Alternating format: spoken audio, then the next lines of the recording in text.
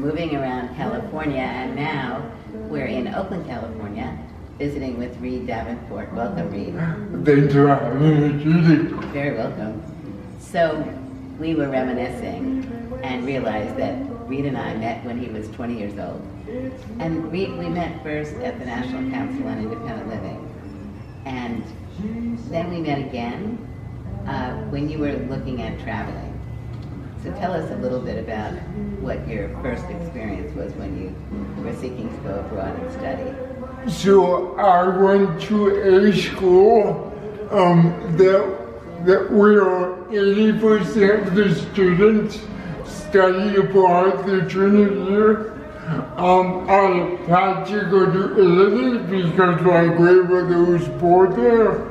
I took a test and I got into a program, and I disclosed afterwards that I use a wheelchair, and they didn't say not to come, but they said it would be very difficult to accommodate my disability. So I was heartbroken because all of my friends were abroad, and I stayed back that quarter. But that quarter, I also took a video class. And from there, I got the idea to travel to Europe and make a movie about the accessibility there. And that's also what introduced me to disability politics. So you went on a journey that you never expected to go on. Correct. So videoing was not something you had thought about. No, I was a writer, I was a reporter, but with video I felt a lot more freedom to talk about the issues that I wanted to talk about with my own voice. So you went to Italy. Where else did you travel? Dublin, Ireland. Brussels, Belgium, Paris, France.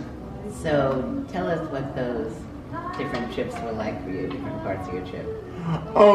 Dublin was my first stop, and I found the people there to be lovely. Everyone I met, it felt like we were not lost relatives. Brussels was a little more difficult, but it was important for us to go there because of the European Disability Form that is right by the UN. Paris had its challenges. I had been to Paris before, and I knew some of the attitudes towards disability, but at the same time I got very intelligent, passionate activists in Paris. And then Italy was interesting.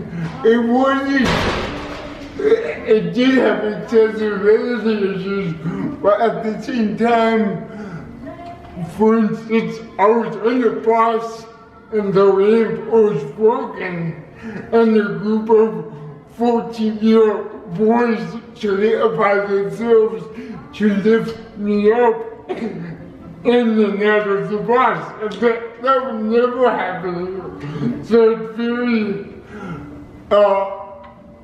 it was a very ambiguous experience. So video seems to have captured you, as well as podcasting.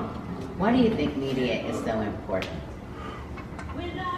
Media reflects society and vice versa. And as I started to pay more and more attention to how the media portrays disability, it became clear how problematic it is.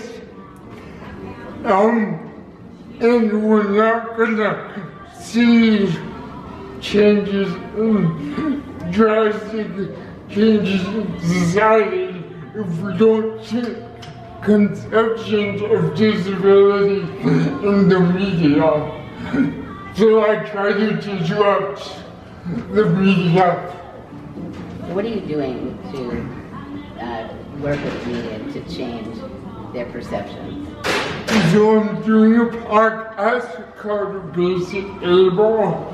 It'll be like the Daily Show for disability issues. We'll have free commercials. We'll interview stars of the disability movement, and we'll talk about topics, but try to spice it up so anyone would be interested in listening to us. So you recently graduated from Stanford. So what did you study at Stanford? Documentary filmmaker. This is a much broader question, but why did you find your Stanford experience valuable? I find it valuable because I find it really hard to get a job.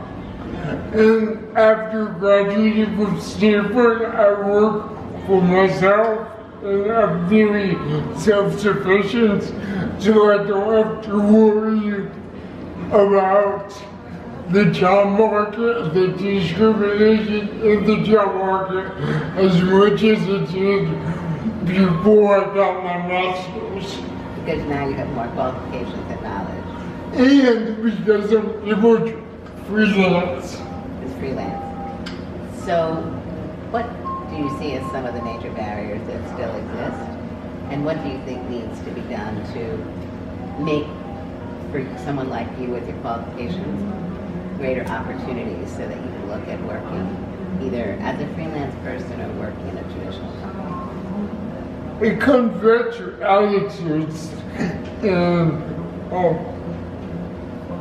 the U.S. has made very important strides in physical areas thanks to you, your contemporaries, and that is the precursor to more social exposure, and the attitudes need to be changed. And we can only do that through social exposure, through trying to get more stories out there about disability, including disability in community, so there are not these stigmas that keep us from having a career, having a privilege, living a fully social life. So, given where you are right now, and given how you've really, I think, fought against many barriers in breaking the no, so that you turn people's no's into yes, what do you want to tell people of your generation, maybe younger, who are thinking about a career in media, but may fear barriers?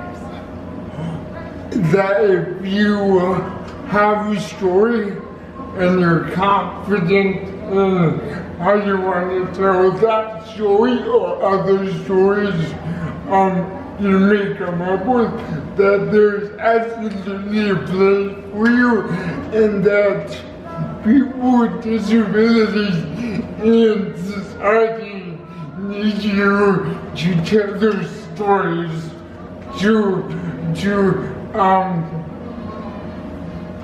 really alleviate the social barriers that are still present. I think it's a great conclusion, and I'm sorry we're at the end again, but like Reid, the reason we're doing a human perspective is so people's stories can come out. Unfortunately, I can't interview all of you who I'm sure have great stories, but look at opportunities to tell your story in different ways and to get your friends to tell their stories. And if there's stories you want me to know more about, please share that information. Thank you and have a great day. I'll see you soon.